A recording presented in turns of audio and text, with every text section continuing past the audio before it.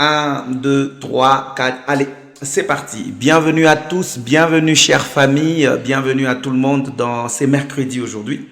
Et chaque mercredi, nous sommes dans notre beau studio pour notre échange qu'on appelle réflexion. Réflexion, et donc c'est un moment où nous sommes en train de réfléchir, mais en réalité c'est sagesse, réflexion.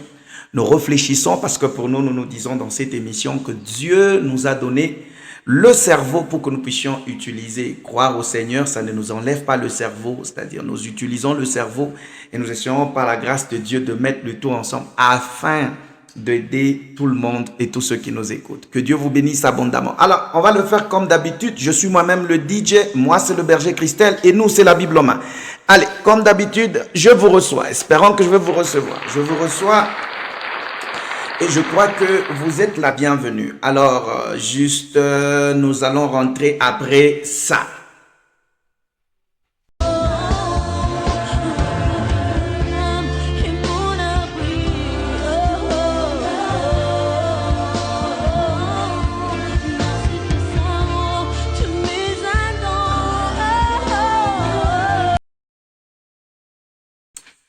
Réflexion. Alors, vous êtes la bienvenue à tous et merci pour votre fidélité. Et je crois que par la grâce du Seigneur, nous formons une très grande famille. Nous, c'est la Bible en main avec pour objectif amener le Christ sur les réseaux sociaux, mais aussi amener le Christ dans les maisons, la réconciliation entre le Père et les fils, le Père et ses filles, pour que nous puissions tous devenir un même peuple, le peuple de Dieu. Vous êtes la bienvenue, moi c'est le berger Christelle et nous c'est la Bible en main. Vous êtes la bienvenue dans notre tranche réflexion.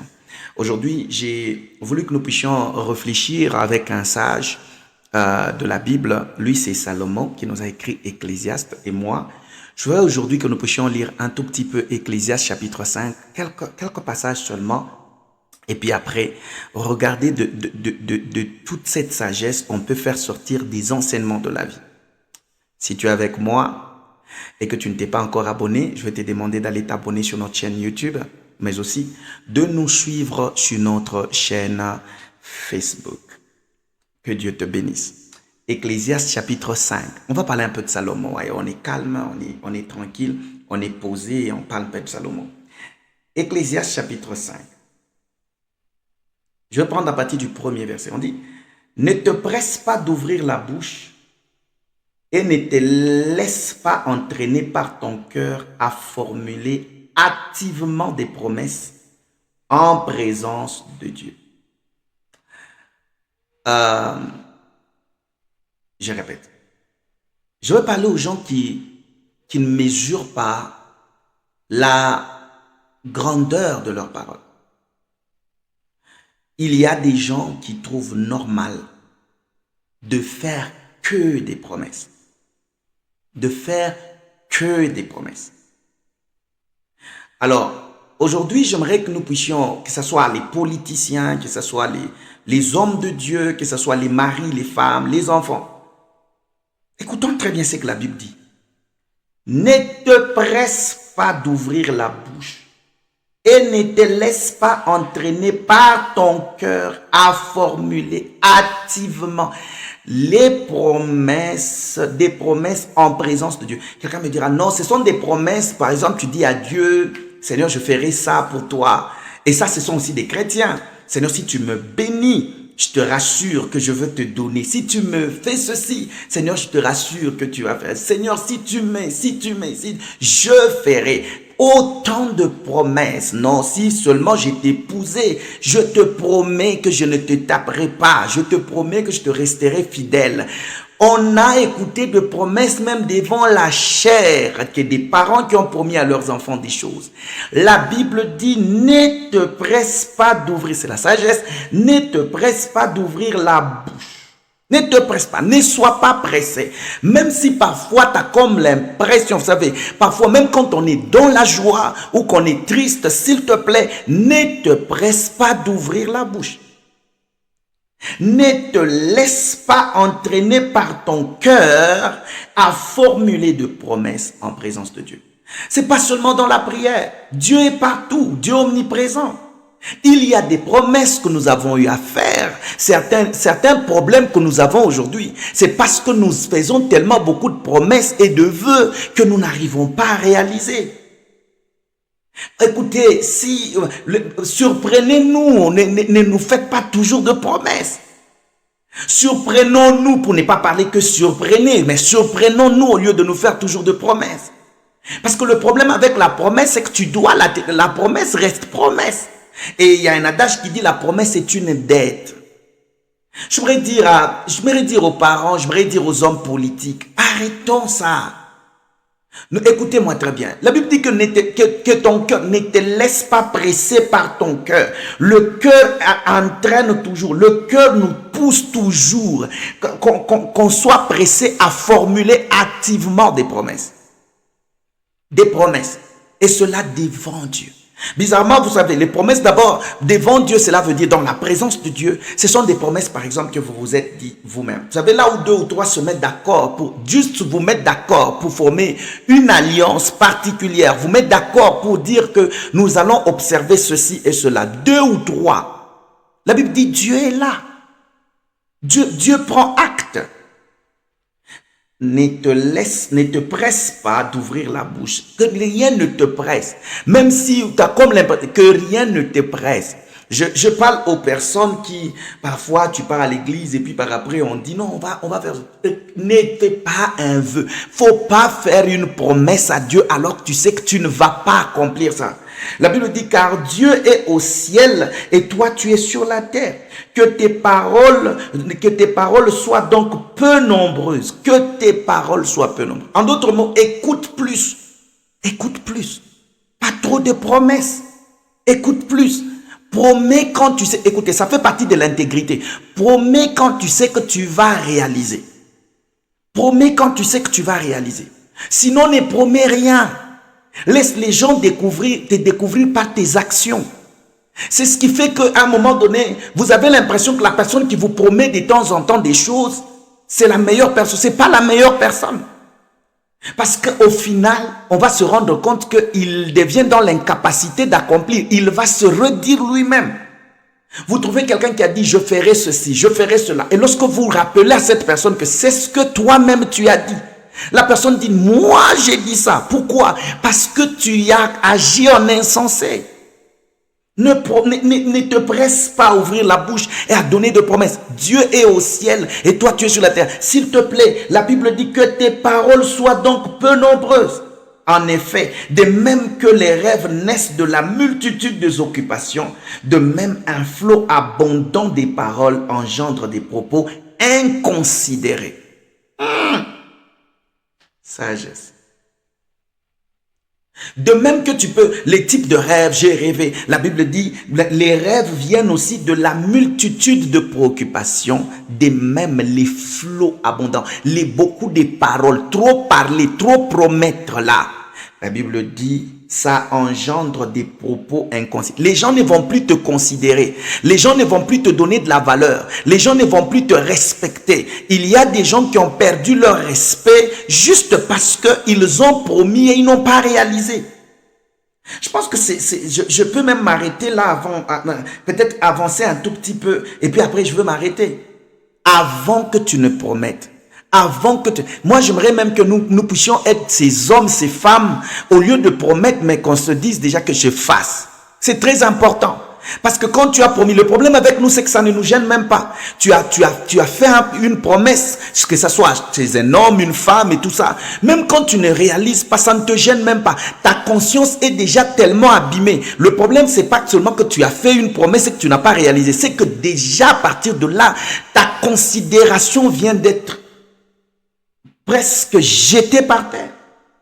Tu deviens inconsidéré. Personne ne peut te considérer. Arrêtons de faire des promesses. Réfléchissons avant de parler.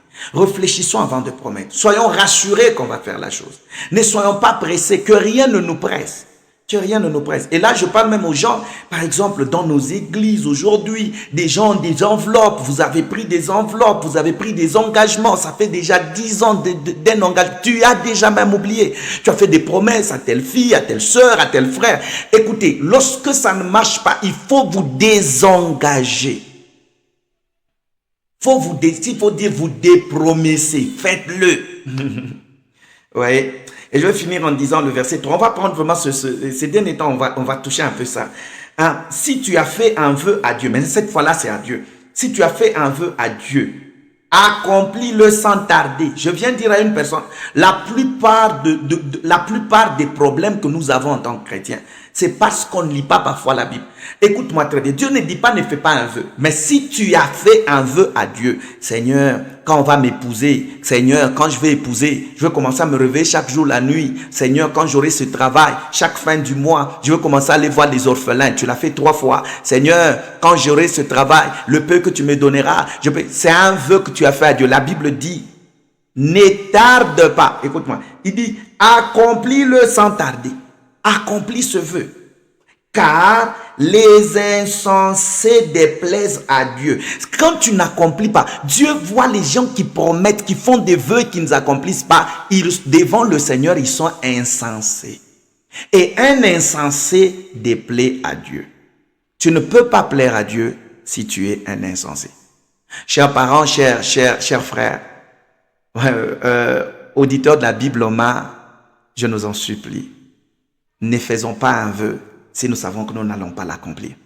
La plupart de malheurs, parce que le plus grand problème c'est quoi? C'est que nous pensons on peut rouler Dieu.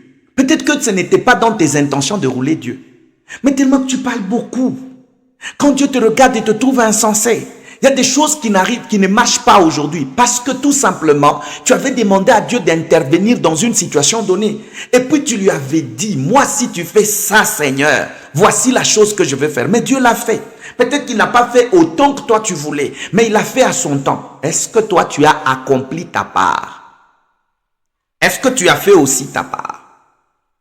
Ne tarde pas, parce que Dieu, les insensés ne plaisent pas à Dieu. Ok. La Bible dit, sans la foi, il nous est impossible de plaire à Dieu. J'aimerais ajouter quelque chose. Quelqu'un qui fait un vœu et qui n'accomplit pas ce vœu, c'est comme quelqu'un qui n'a pas la foi. Il lui est impossible aussi de plaire à Dieu. Je finis en disant, ce que tu as promis, tiens-le. Ce que tu as promis, fais-le. Si tu as promis à quelqu'un, fais-le. J'aimerais aujourd'hui venir juste encourager des gens. Essaye de regarder dans ton cahier de promesses. Toi, qu'est-ce que toi tu as promis? Si Dieu te rappelle ça, c'est que Dieu, lui, c'est déjà quelqu'un lui-même qui accomplit ses promesses. Lorsqu'il te promet, il le fait. Il dit, sois comme moi. Tu es créé à mon image et à ma ressemblance. Et donc, si tu as promis à quelqu'un de faire quelque chose, fais-le.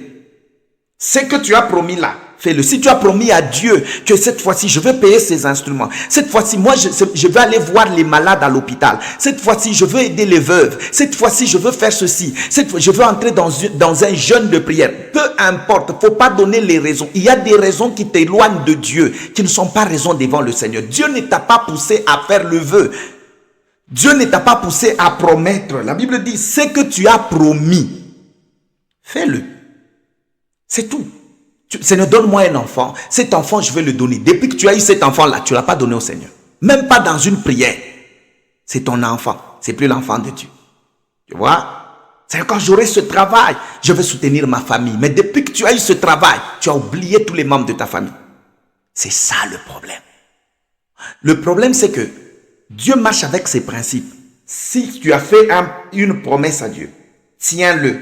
Il vaut mieux ne pas faire des vœux qu'en faire et ne pas s'en acquitter. Mieux vaut ne pas faire des vœux que d'en faire et puis après de ne pas s'acquitter de ses vœux. Cette semaine, je veux que tu réfléchisses à qui tu as promis quelque chose. À Dieu, à tes parents, à tes frères. Est-ce que tu as parlé quelque chose, tu as donné un vœu, tu t'es dit non, je prends le vœu de faire ceci et de cela. Soit tu pars, tu t'excuses, soit pour être un homme véritable, sensé, devant le Seigneur. S'il te plaît, accomplis-le. Car Dieu dit, un insensé ne va pas plaire au Seigneur. Un homme qui fait un vœu, qui n'accomplit pas. Devant tout le monde, nous on te trouve que tu es sensé, tu réfléchis bien, tu parles un bon français, tu t'habilles bien. Mais quand Dieu te regarde, tu es un fou, tu es un insensé. C'est comme ça la Bible dit. Tu es un fou, un insensé, quelqu'un qui n'a pas compris pourquoi les choses sont en train de bloquer dans sa vie. Parfois, il ne faut pas chasser les démons. Il y a d'autres choses qui arrivent parce qu'un homme a tellement promis à Dieu, mais il n'a pas compris que le fait de ne pas faire ça, c'est comme quelqu'un qui n'a pas la foi. Il ne peut jamais plaire à Dieu. Allez, paix chez vous, que la grâce, la paix et la joie soient complètement sur vous. Si vous avez aimé ce que nous sommes en train de faire, on va rester un peu dans la Bible ces derniers temps. Alors, mettez cela en commentaire et que nous puissions aussi vous lire et surtout savoir ce que nous pouvons améliorer. S'il faut avancer comme ça, on peut avancer. Ce qu'il faut améliorer, on peut améliorer. Que Dieu vous bénisse. Allez, bye bye. À la prochaine. Ciao.